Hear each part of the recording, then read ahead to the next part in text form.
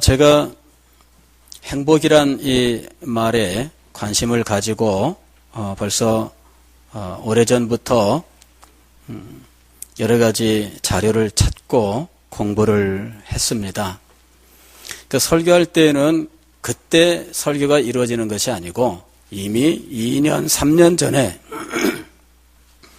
공부가 있었고 그 공부가 쌓이고 쌓이면서 이 설교할 수 있을 만큼 정리가 되어야 설교가 나오는 겁니다.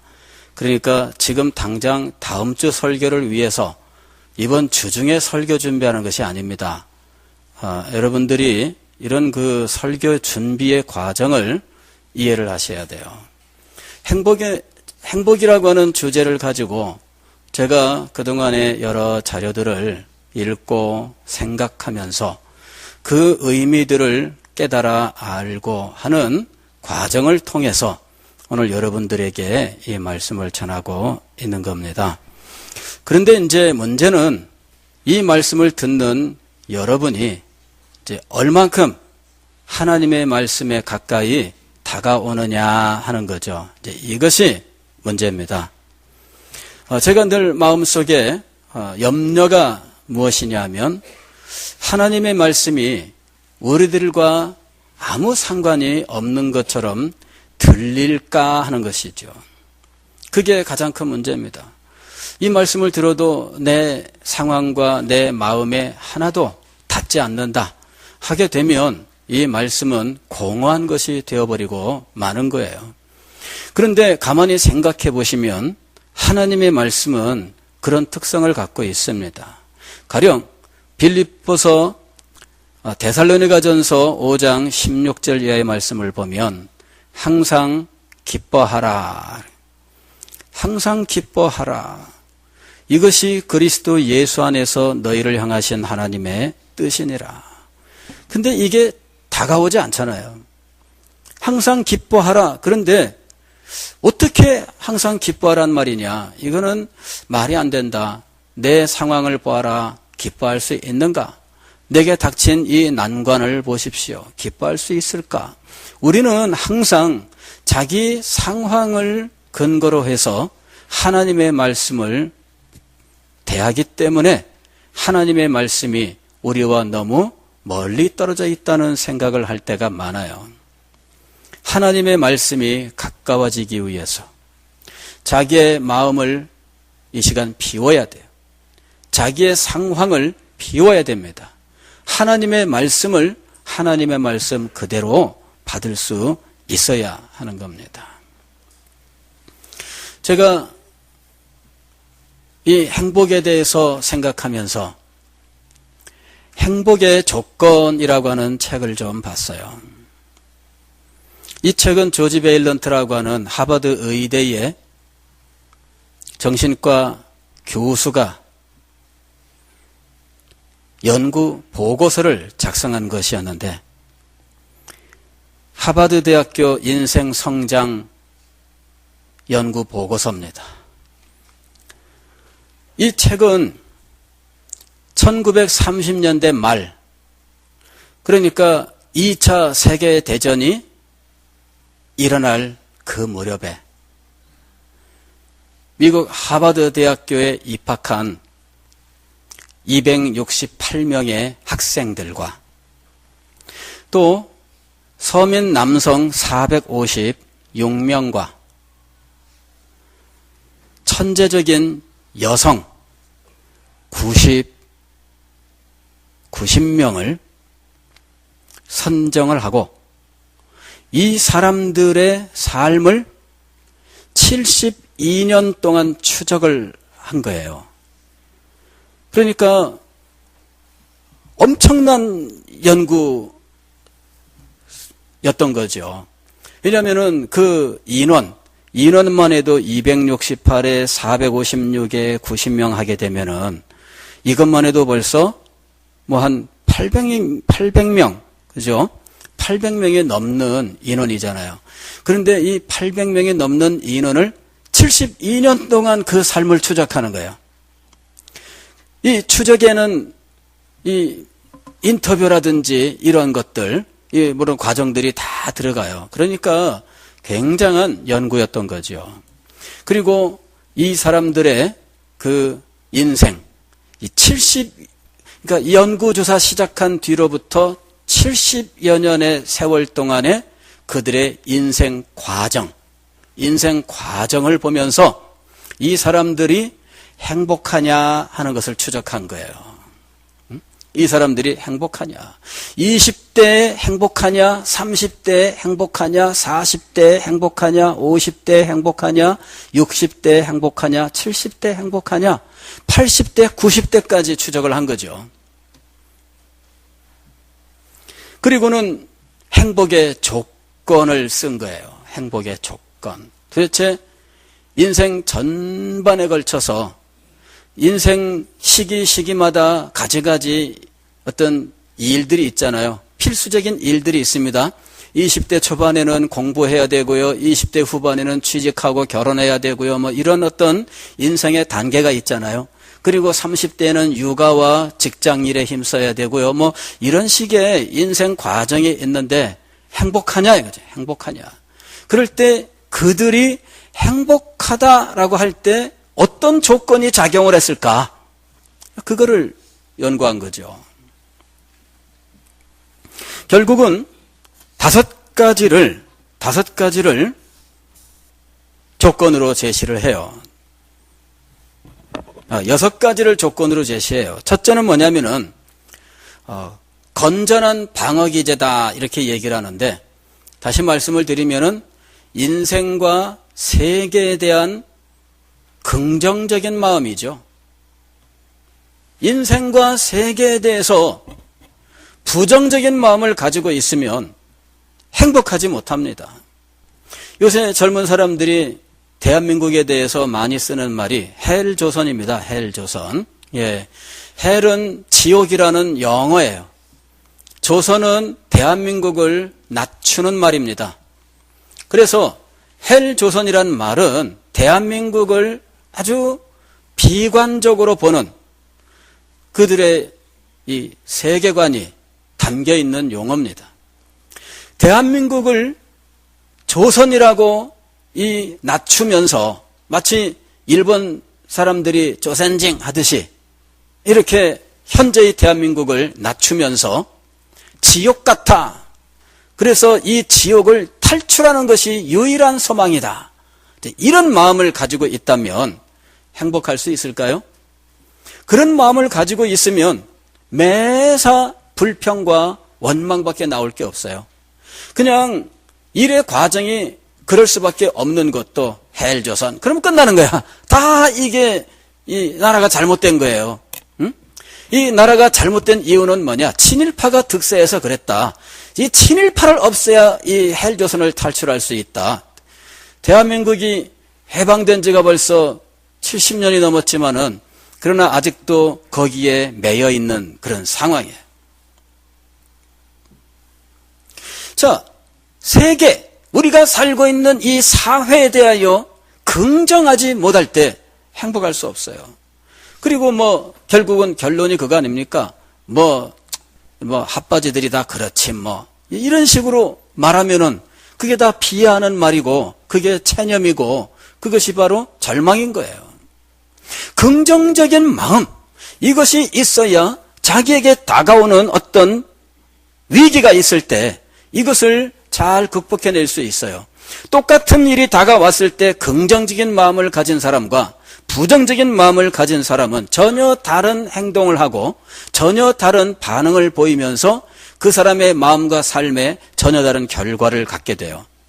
긍정적인 마음을 가지는 사람과 부정적인 마음을 갖는 사람은 똑같은 사건을 가지고도 전혀 다른 인생을 살아가게 되는 겁니다. 그래서 이 사람들의 인생 전부를 추적해 볼 때 긍정적인 마음을 가지고 살아갔던 사람과 부정적인 마음을 가지고 살아갔던 사람의 인생은 전혀 다른 거다.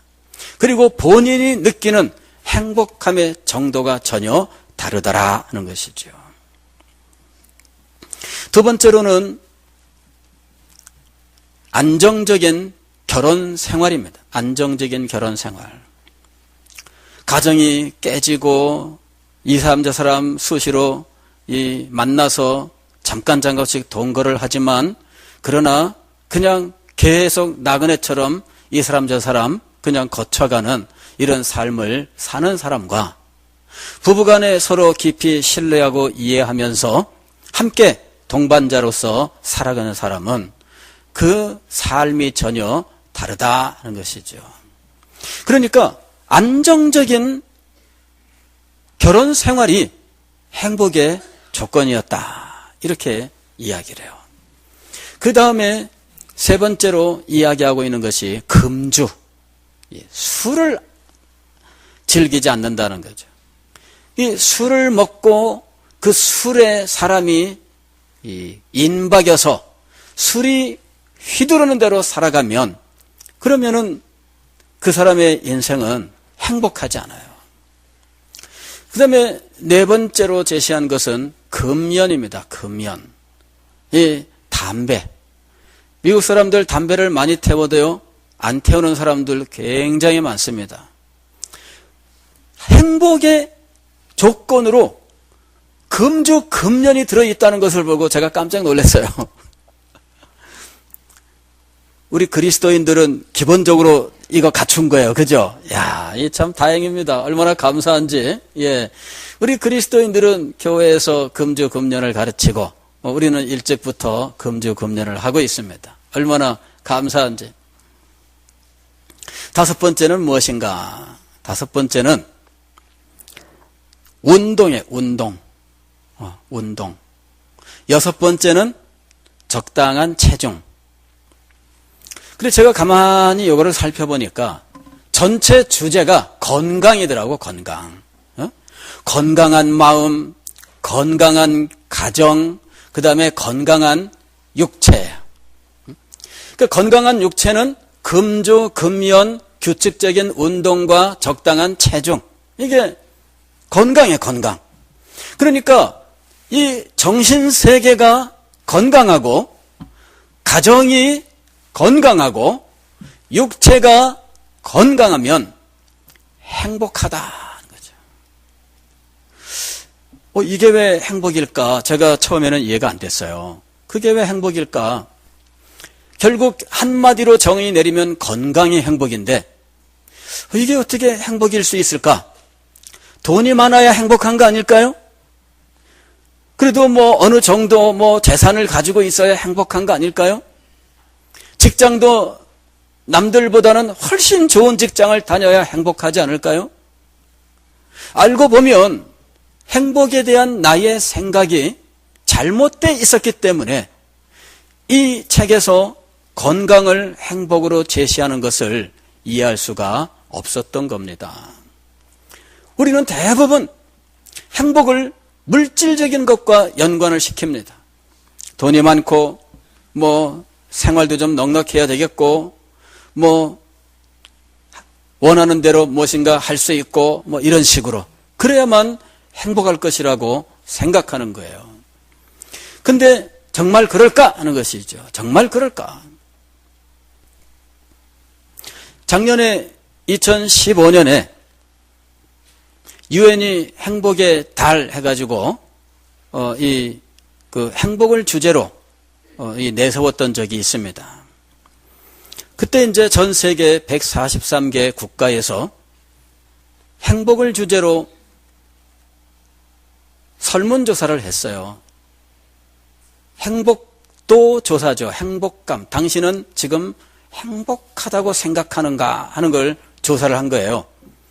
우리나라 사람들은요, 59점이야. 이 행복감 조사를 했는데, 그리고 전 세계 143개 국가 중에서 몇 위였느냐 하면은 118위였어요. 118위.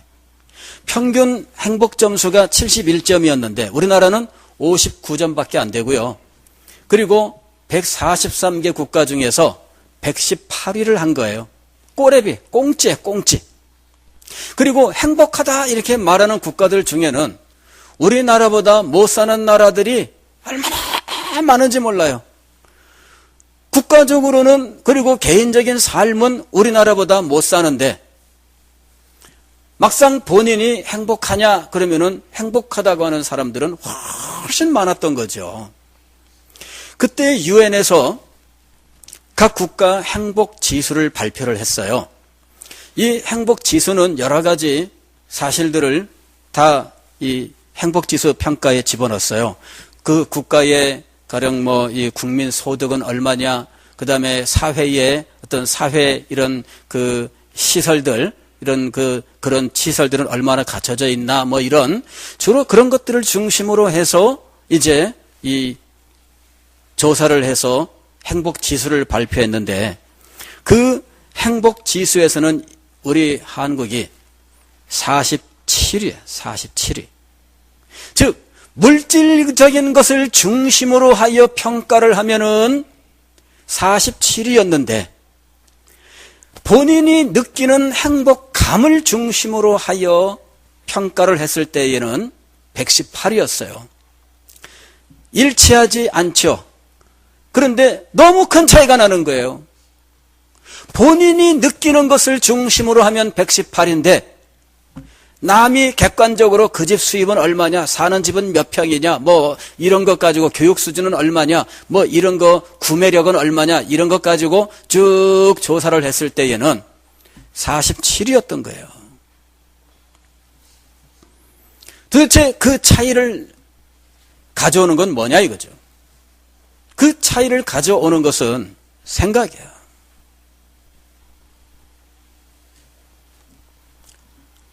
나는 부족하다. 나는 지금 문제가 있다. 그렇게 생각하는 거예요. 어떤 사람이 쇼핑 중독에 빠졌습니다. 이 사람은 어느 때 가장 행복할까요? 다이얼 돌릴 때. 그죠? 홈쇼핑 보고 있다가 돌려! 이제 지금 돌리는 거 없죠? 찍어! 띠띠띠띠띠. 그럴 때 행복한 거예요, 그때가. 그리고 그때부터 배송될 때까지가 행복한 거야. 언제 오나, 언제 오나. 자, 그러면 그게 진짜 행복일까? 일시적으로 행복한 마음은 같습니다. 그러나 그 결과가 행복할까요? 그 결과 우리 앞에는 고지서가 날라오는 거예요. 그리고 이걸 붙들고 고생을 해야 되는 거죠. 자, 우리는 일시적으로 행복한 마음을 누릴 수는 있지만 결과적으로 행복하냐를 보아야 된다는 거죠. 우리를 행복하게 하는 일들은 주변에 많이 있습니다. 그러나 그것을 달성했을 때 진정 결과로도 나에게 행복하냐 하는 거죠. 어떤 분이 저희들 학생들 지도할 때 늘 겪었던 문제입니다. 얘 공부시켜야 되니까 전사님 교회 나오라고 하지 마세요. 공부는 얼마큼 합니까? 물어봤더니 전교에서 그래도 이 손가락 안에 들어갑니다. 그래요? 그래도 하나님 믿고 청소년 시절에 주님 만나야 됩니다. 그래도 대학 떨어지면 아무것도 아니잖아요. 하나님께 영광 안 되잖아요. 그러니까 좋은 대학 들어가야 하나님께 영광 되지 않겠습니까? 이 집사님이 이렇게 말씀하시는 거예요. 맞을까요? 틀릴까요? 이 말씀이. 좋은 대학 가기 위해서 지금 주일날 교회 안 나옵니다. 하나님께 영광 돌리기 위해서. 그래서 고민을 많이 했습니다. 많이 부딪혔어요. 자, 좋은 대학교 들어갔는데 결과적으로는 어땠을까요? 하나님께 영광이 됐을까요? 안 됐을까요? 사람마다 다를 수 있겠지만 일정 기간 동안 하나님 앞에 나오지 않고 하나님의 영광을 위하여 공부를 했다 하는 이 말 자체가 위선입니다. 그리고 그 결과가 좋을 수 없죠. 그리고 난 이후에 이 학생이 대학 들어간 다음에 어떤 삶을 살까요? 방탕한 삶을 살죠. 집에서는 맨날 무슨 MT 이러면서 애가 집에 안 들어오는 거예요. 그리고 어쩌다가 집에 들어왔는데 완전히 고주망태가 돼가지고 들어오는 거예요. 아버지가 알까봐 엄마가 숨겨가지고서는 겨우겨우 집에다가 눕혔는데, 아이고, 집에 들어와서 눕히자마자 웩 하면서 이 토해 놓는데 막 이거 치우느라고 엄마가 막 바짝바짝 그냥 막 이래가지고 이 아이가 그때부터 그냥 수시로 외박에 뭐 술에 취해서 들어오고 뭐 집에 들어가면은 방 안에 담배 냄새가 쩔어 있고 막 그냥. 부모님은 하나님의 영광을 위해서 대학 갔다? 아닙니다, 여러분.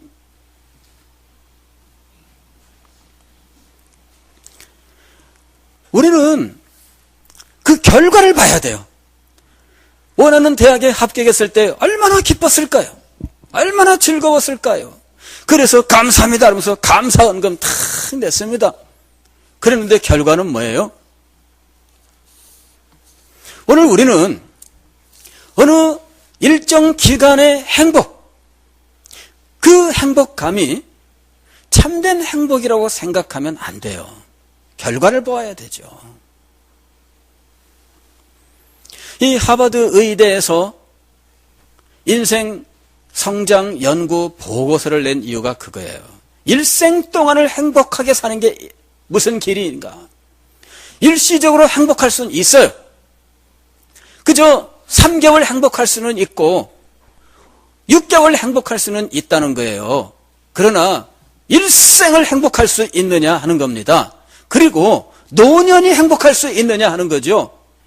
일생의 행복의 초점은 어디에 맞춰져 있냐면은 노년이에요, 노년. 노년이 행복할 수 있느냐. 그런데 일생의 행복의 기초가 없이 그거랑 상관없이 노년만 불쑥 행복할 수 있는가? 그렇지 않은 거잖아요.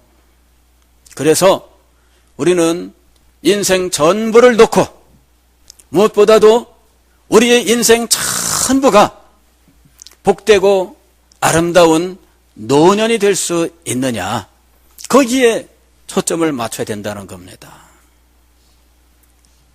성경은 우리의 행복이 물질에 달려있지 않다 하는 사실을 가르치고 있어요. 사실 이것은 우리의 생각과 너무나 동떨어진 말씀일 수 있습니다. 그래서 우리가 행복에 대해서 성경의 가르침을 잘 안 따라가려고 그래요. 그러나 분명히 알아야 됩니다. 행복에 대해서 하나님께서 가르치시는 이 가르침이 참된 행복의 길이라고 하는 사실을 우리가 깨달아야 됩니다. 이 세상이 주는 행복의 관점을 우리가 그대로 가지고 하나님의 말씀을 대하면 하나님께서 엉뚱한 말씀을 하는 것으로 보여요. 잠언 17장 1절 말씀을 보면 마른 떡 한 조각만 있고도 화목하는 것이 제육이 집에 가득하고도 다투는 것보다 나으니라. 마른 떡 한 조각 가지고도 행복할 수 있는 거예요. 그러나 산의 진미를 집에 쌓아두고도 불행할 수 있습니다. 그것이 이 세상의 삶의 모습이에요. 저는 드라마를 보는 사람은 아닙니다. 그러나 어쩌다가라도 이렇게 잠깐 지나가듯 보면 우리나라 드라마는 굉장히 그 화려한 이런 모습을 보여줍니다. 가난한 집이라는데 100평 아파트 이런 식의 설정이에요. 그러니까는 거기 나오는 집들은 우리가 평생 가도 구경하기 힘든 그런 집들이 등장을 하잖아요. 그리고 그런 집에서 사는 사람들은 우리는 보통 그렇게 생각해요. 저런 집에 살면 얼마나 행복할까 그러잖아요. 근데 드라마에서 막상 그런 집에서 진행되는 이 드라마를 보면 행복하질 않아요. 거기 등장하는 사람들은 서로 시기하고 질투하고 미워하고 원한에 사로잡혀서 음모를 꾸며서 보복하고 복수하고 이러는 것들이 그냥 99%는 그런 것 같아요.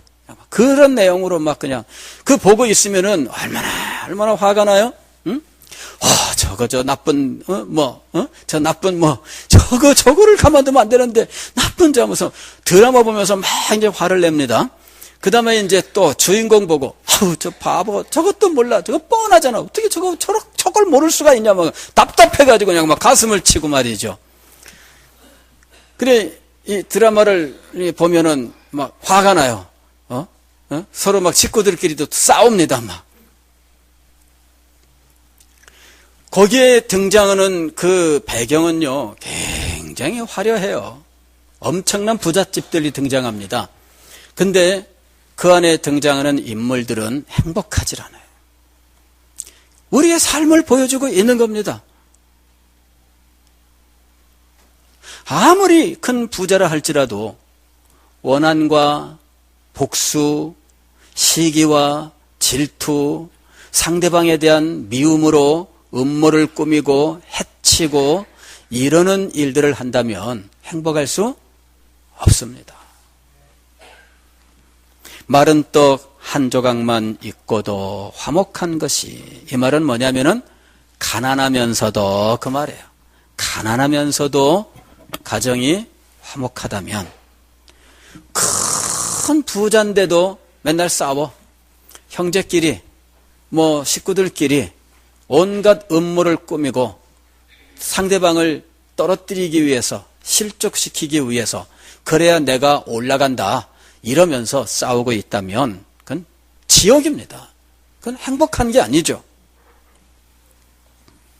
성경은 우리 세상 사람들이 생각하는 것과는 전혀 다른 것을 행복으로 제시하고 있는 겁니다.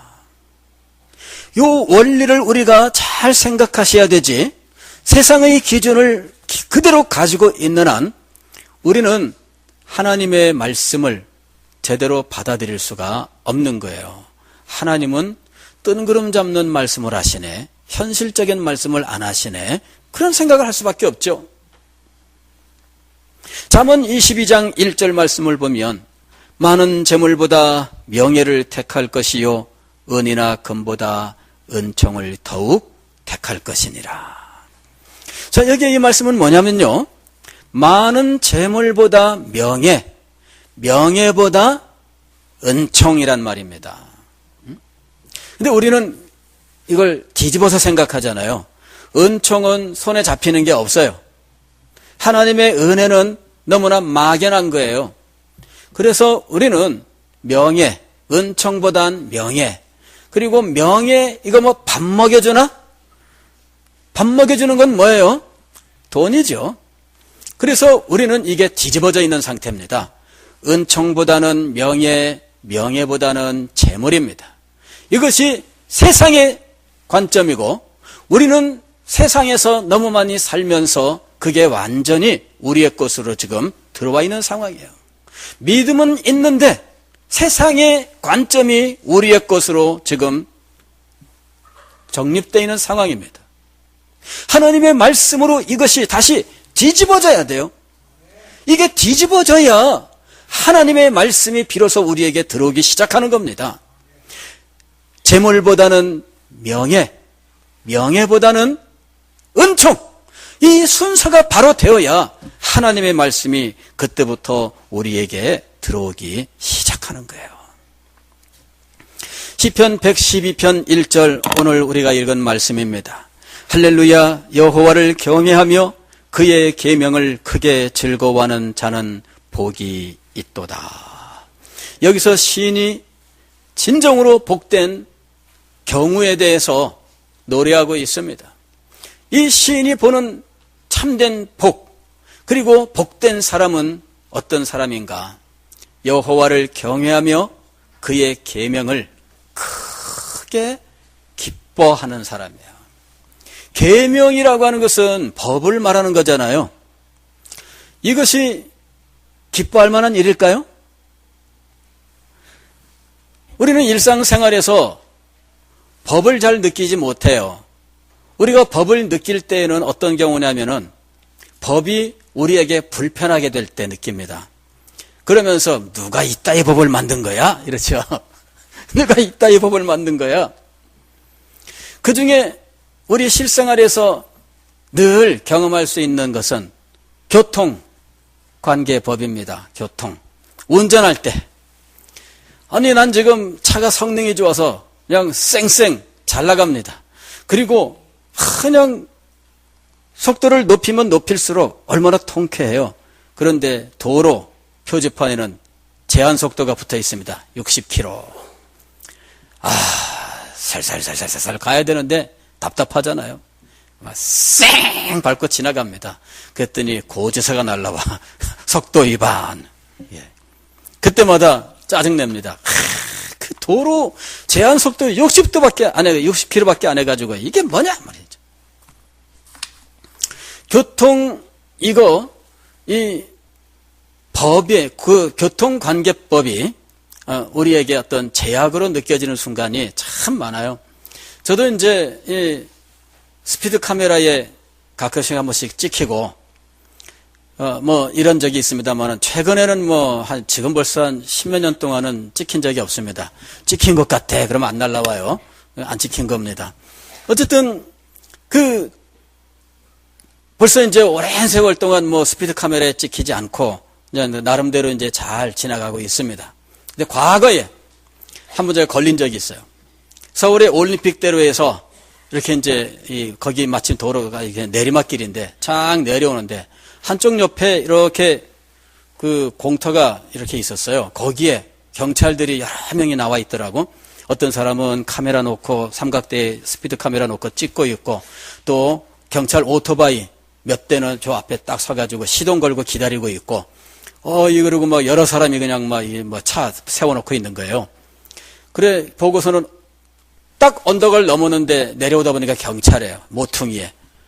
경찰이네 그러는데 저를 오라 그러는 거예요. 가 마라 그러는데 안 가고 그냥 가면 어떻게 될까요? 예, 오토바이가 시동 걸고 있기 때문에 바로 쫓아오는 거예요. 그래서 할 수 없이 딱 차를 댔습니다. 그랬더니 경찰이 와가지고 이 도로가 몇 킬로 도로인지 아십니까? 딱 그러는 거예요. 그래서 잘 모르겠는데요. 그랬더니 90km 도로입니다. 딱 그러는 거예요. 그러면서 선생님은 지금 100 몇 킬로입니다. 딱 그렇게 얘기를 하는 거예요. 그래가지고 내가 지금 이게 언덕에서 봤는데 내가 90km 정도밖에 안 됐던데요. 그러니까는 그러면 제가 틀렸단 말입니까? 이러는 거예요. 경찰이 그러니까 은근히 그래도 좀 마음이 좀 그렇잖아요. 그래서 이게 내리막길이니까 그동안에 속도가 좀 올라갔을 수 있겠죠. 이제 내가 이제 그랬어요. 그랬더니 더 이상 말을 않더라고. 면허증 주십시오. 딱 그러는 거예요. 그래서 제가 지갑을 꺼내가지고 탁 줬어요. 그랬더니 이 사람이 탁 봤더니 신용카드인데요. 예, 이거 화가 나가지고 저도 그냥 아무거나 제대로 안 보고 그냥 아무거나 카드 꺼내줬더니 신용카드. 긁으세요. 이러려는데 그런 건 없고, 예, 어쨌든 면허증 내줬더니 또 우스웠다고 자기가 또 잘해주더라고. 예, 잘해주는데 뭐라고 썼냐면 담배 투척.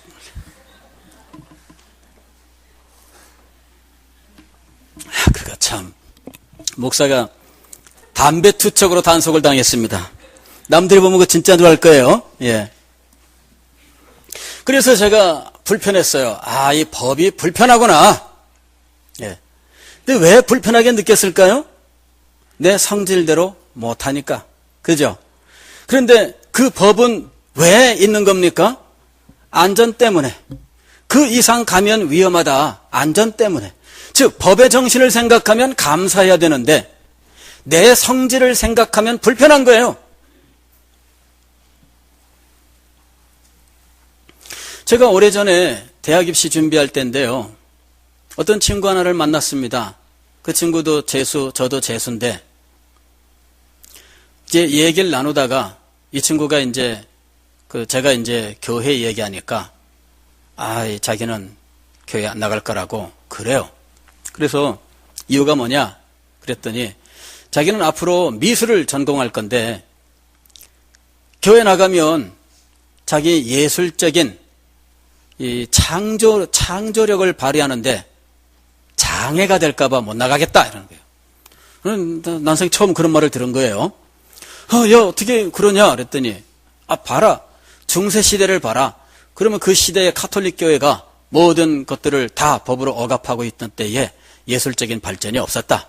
그러므로 나도 대학 가서 미술 전공할 건데 교회 나갔다가는 분명히 나도 제약을 받을 거다.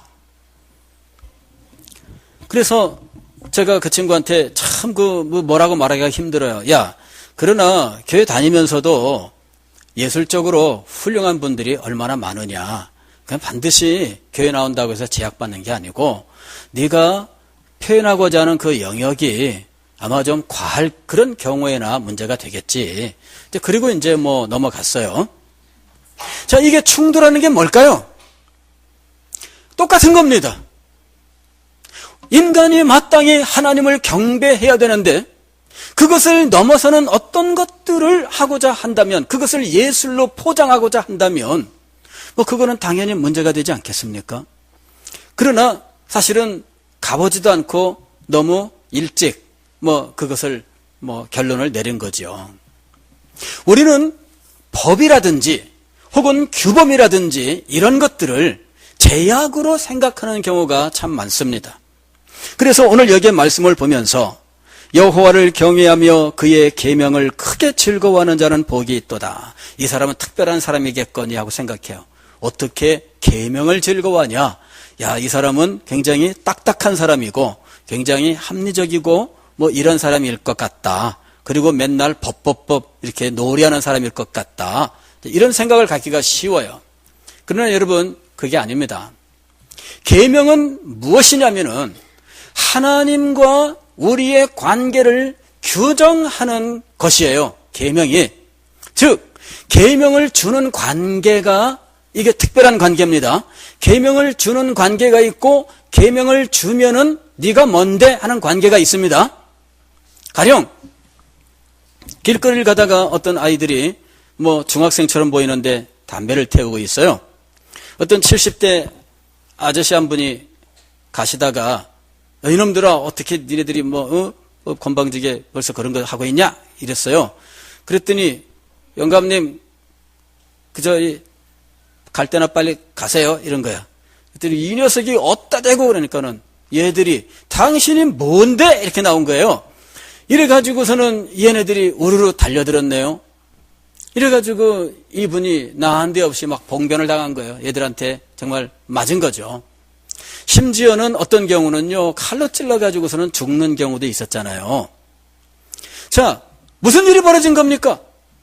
지금 이 어르신은 아니 그러면 안 돼 라고 하는 어떤 규범을 제시한 거예요. 그런데 그 사람을 향해서 이 철없는 아이들은 당신이 뭔데 우리한테 규범을 제시하냐? 당신이 우리한테 그 규범을 제시할 자격이 있냐?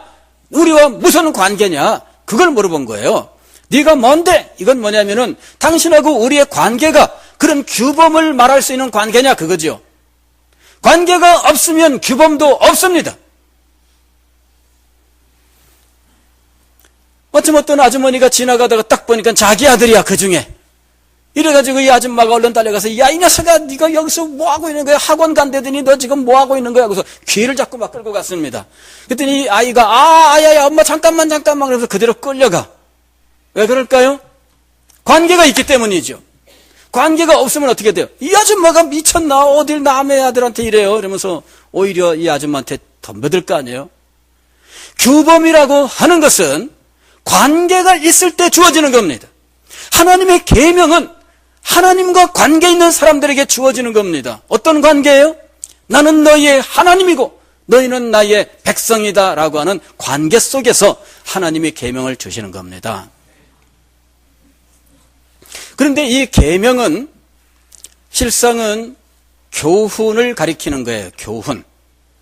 계명과 교훈은 일치하는 겁니다. 가령 부모님이 아이들에게 무슨 교훈을 줍니다.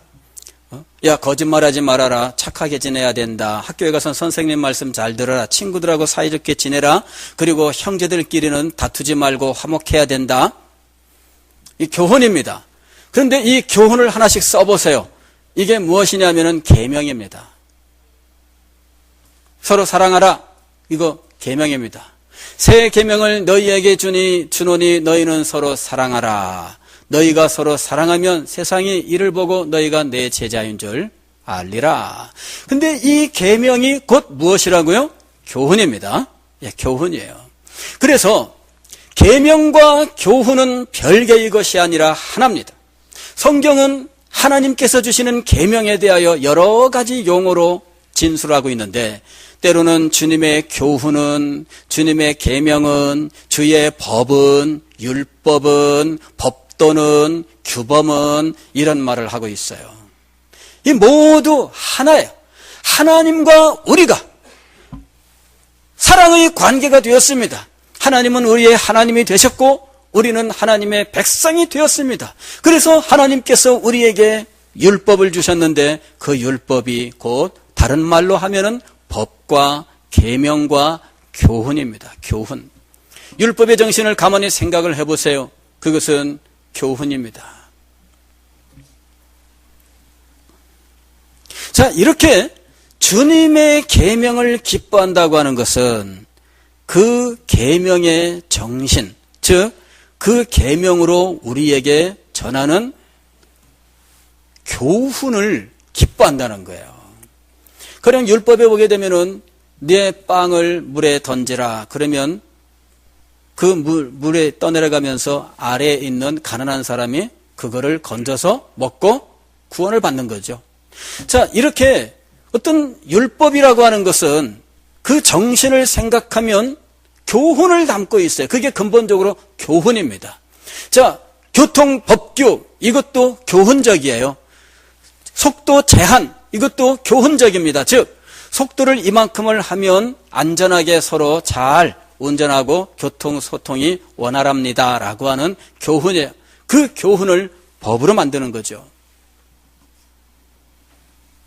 주의 계명을 기뻐한다고 하는 건 뭘 말하느냐 하면은 교훈을 기뻐한다는 거예요. 그런데 그 교훈 속에는 교훈하신 분의 마음이 담겨 있습니다. 교훈 속에는 누구의 마음이 담겨 있어요? 교훈한 분의 마음이 담겨 있는 거예요. 엄마가 형 동생이 맨날 싸워. 그러면은 엄마가 뭐라 그래요? 야, 니네들은 서로 사이좋게 잘 지내야 된다. 형제끼리 왜 싸우냐? 싸우면 안 된다. 이거 계명이에요. 그죠? 계명이면서 동시에 형제들에게 주는 교훈입니다. 그리고 그 교훈 속에는 엄마의 마음이 담겨 있는 거예요. 이 자녀들이 서로 화목하게 잘 살아야 행복하다라고 하는 그 부모의 마음이 담겨 있는 거예요. 그런데 이 마음을 이해하지 못해요. 엄마는 왜 맨날 동생만 감싸요? 이런다고. 그리고 동생은 동생대로 엄마 왜 맨날 이 형 말 잘 들어야 된다 그래요? 형 맨날 나 때리고 그러는데 내가 왜 형한테 그래야 돼요? 이런다고. 이래가지고 엄마가 너희들 화목해야 된다라고 말하는데 아이들은 속에 불복하고 있습니다. 형은 형대로, 엄마는 맨날 동생 저거 얌체인데 저거 엄마가 맨날 감싸줘서 저게 까분다고 또 쭉 엄마 눈치 보면서 쭉 이런다고 이제. 동생은 동생대로 엄마 믿고 이렇게 이제 현에 밀고 놀리잖아요. 응? 자, 엄마가 주는 교훈은 계명입니다. 그리고 그 속에는 엄마의 마음이 담겨 있는 거예요.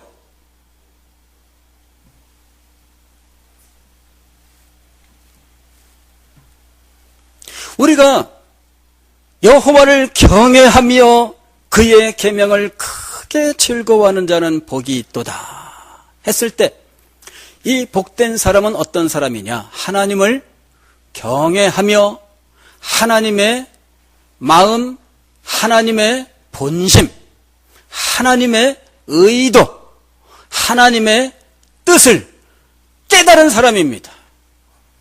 그래서 그 계명을 기뻐하는 것입니다. 그냥 법조문 그 자체를 기뻐하는 것이 아니라 그 법조문에 담겨있는 뜻, 하나님의 마음, 그 의도를 이해한 것이지요. 아직 어린아이들은 그걸 깨닫지 못합니다. 그러나 철이 들면 어머니의 말씀을 이제 알겠습니다. 그러는 거야. 그죠? 어머니 그때 그런 말씀 하셨는데 이제 그걸 제가 알겠습니다. 언제 그런 말을 하게 될까요? 철이 들면. 그죠? 자, 다시 말씀을 드리면 진정 행복한 성도는 누구인가? 믿음의 철이 든 사람. 믿음의 철이 든 사람이에요. 하나님께서 내가 거룩하니 너희도 거룩하라 말씀하셨습니다. 예수님께서 새 계명을 너희에게 주노니 너희는 서로 사랑하라 그러셨습니다.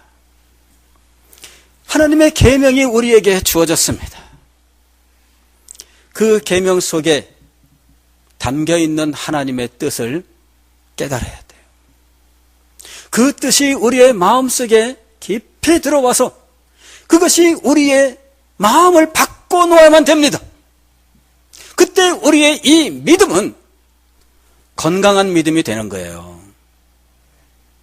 아까 말씀을 드렸죠. 하버드 대학의 조지 베일런트라고 하는 정신건강학과 교수가 행복의 조건을 이야기했는데 첫 번째가 뭐였냐면은 건강한 마음이에요. 건강한 마음. 건강한 마음이 그의 삶의 방향을 결정하는 거죠. 우리에게 건강한 믿음이 있어야 돼요. 건강한 믿음이 있어야 우리의 교회 생활, 우리의 인생의 방향이 바로 결정되는 겁니다. 건전한 믿음이 있어야 사람 보지 않고 하나님 믿으며 살 수 있는 겁니다. 이 건강한 믿음이 없으면 꼭 사람을 보게 돼요. 사랑하는 성도 여러분, 진정으로 행복하기를 원하십니까? 여러분의 행복은 물질에 달려있는 것이 아닙니다. 여러분의 행복은 마음속의 소원대로 이루어지는 데 달려있지 않습니다. 여러분의 행복은 하나님과의 관계에 달려있습니다.